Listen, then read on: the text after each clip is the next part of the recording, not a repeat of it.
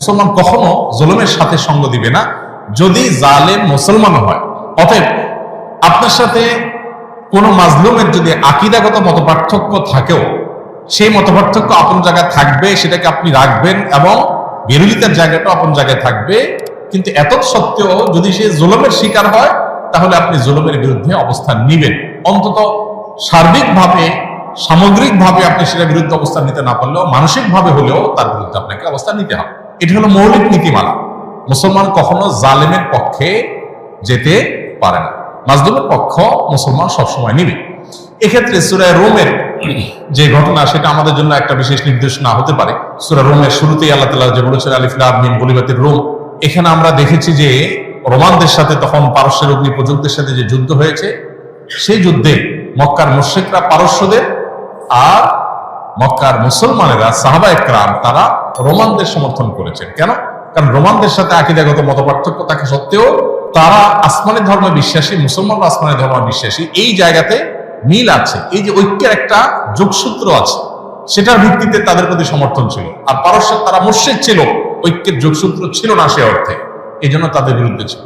অতএব আজও আমরা ওই মূলনীতি মাথায় রেখে অনেক আহলে কেবলা, অনেক আপনার মুসলিম আছেন যারা হয়তো বিভ্রান্ত, যারা হয়তো বিরাতে লিপ্ত, কেউ কেউ হয়তো শিরকে বা ইসলামের জ্ঞান গণ্ডি থেকেও খারেজ, বা বাহ্যিক দৃষ্টিকোণ থেকে আদর্শ সময়কে মুসলমান মানুষ মনে করে পরিস্থিতি বিবেচনা, বিশেষ করে তারা যখন জুলুমের শিকার হবে তখন জালিমের পতন চাওয়া বা তাদের চাইতে আরো বেশি জুলুম যারা করছে তাদের পতন চাওয়া বা তাদের ব্যাপারে আপনার যথাযথ অবস্থান গ্রহণ করা, এটা মুসলমানের একজন দায়িত্বশীল মুসলমানের কর্তব্য। সেই স্ট্যান্ড বা সেই অবস্থানটা আমাদের এক্ষেত্রে হতে পারে। এছাড়া এটা তো ঠিক যে সিরিয়া যুদ্ধে ইরাকে বহু সুন্নিকে তারা হত্যা করেছে, নির্মমভাবে হাজার হাজার লক্ষ লক্ষ সুন্নিকে তারা হত্যা করেছে। মূলত পৃথিবীতে মানুষের পাপের কৃতকর্মের প্রায়শ্চিত্ত মানুষকে করতে হয়। বিশেষ করে জুলুম যদি করে কেউ, তাহলে জীবদ্দশাতেই তার প্রায়শ্চিত্ত করতে হয়, আখিরাতে তো আছেই। এই জন্য জুলুম থেকে আমরা সবসময় নিজেদেরকে বাঁচিয়ে রাখবো, কোন যুক্তিতেই আমরা জুলুম করব না। এমনকি যুদ্ধক্ষেত্রেও নবী সাল্লাল্লাহু আলাইহি ওয়াসাল্লাম আমাদেরকে জুলুম করার পারমিশন দেন নাই, অমুসলিমের সাথে আল্লাহ তাআলা জুলুম করার পারমিশন আমাদেরকে দেন নাই।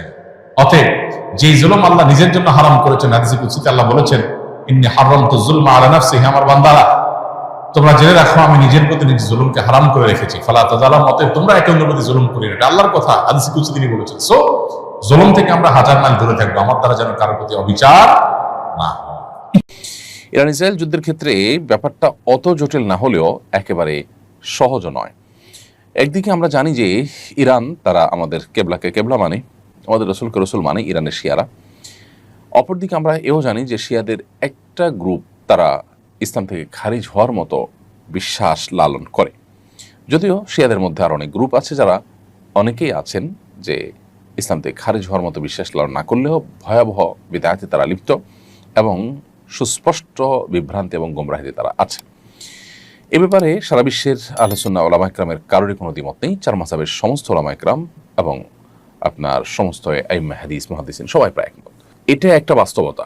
আরেকটা বাস্তবতা হলো যে আমরা জানি সিরিয়া সহ ইরাক সহ মধ্যপ্রাচ্যের অনেকগুলো দেশে এই শিয়া প্রধান দেশটি ইরান বিভিন্ন সময় হামলা চালিয়েছে এবং বিশেষ করে অতি সম্প্রতি সিরিয়াতে হাজার হাজার বরং লাখো আহলে সুন্নাহর আলেমদেরকে হত্যা করেছে, মসজিদগুলোকে ভেঙেছে, দখল করেছে এবং সেখানে আপনার শিরকের রামরাজত্ব কায়েম করেছে। বিশেষ করে বাশার আল আসাদ যে কসাই হিসাবে পরিচিত, লক্ষ লক্ষ মানুষের জীবনহানি করেছে, যে সে নিজে ইরানের অনুগত এবং ইরানের সহযোগিতা নিয়ে সে তার এই জুলুমগুলো চালিয়েছে।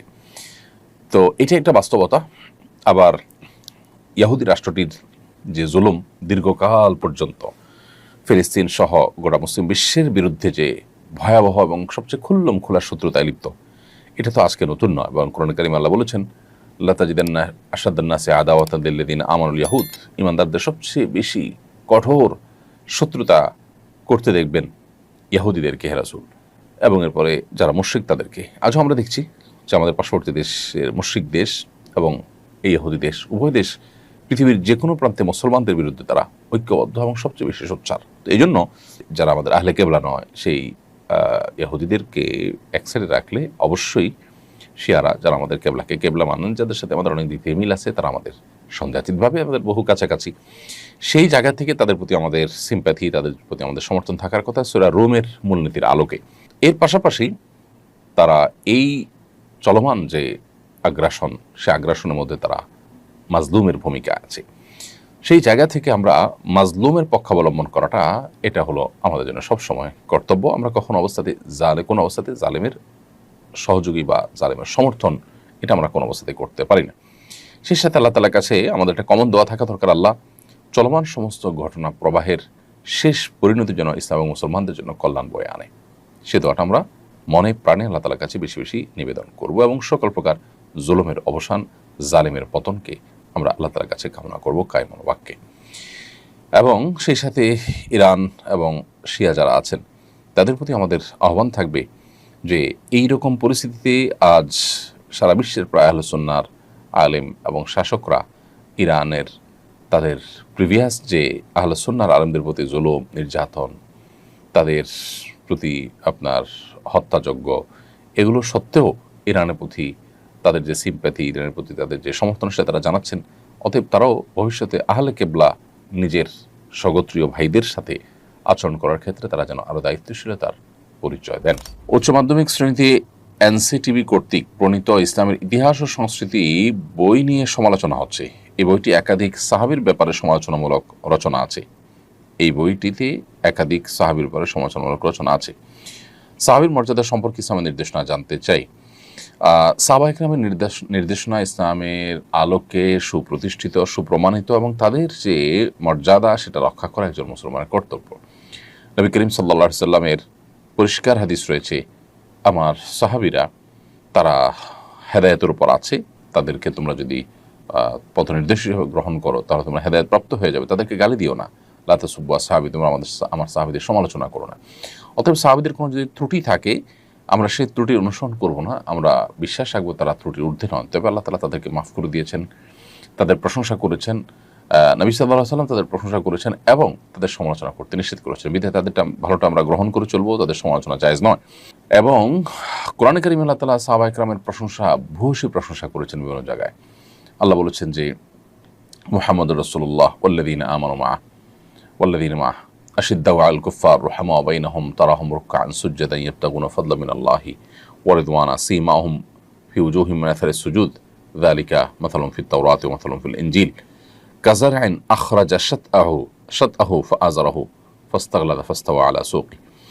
এই যে মুহাম্মদুর রাসূলুল্লাহ ওয়াল্লাযীনা মা'আহু, এই আয়াতে আল্লাহ তাআলা সাহাবীদের কথা বলেছেন যে মুহাম্মদ আল্লাহর রাসূল, ওয়াল্লাযীনা মা'আহু আশিদ্দাউ আলাল কুফফার, এবং যারা তার সঙ্গে আছেন তারা কাফিরদের উপরে কঠোর, পরস্পর তারা বিনয়ী, বিনম্র, একে অন্যের প্রতি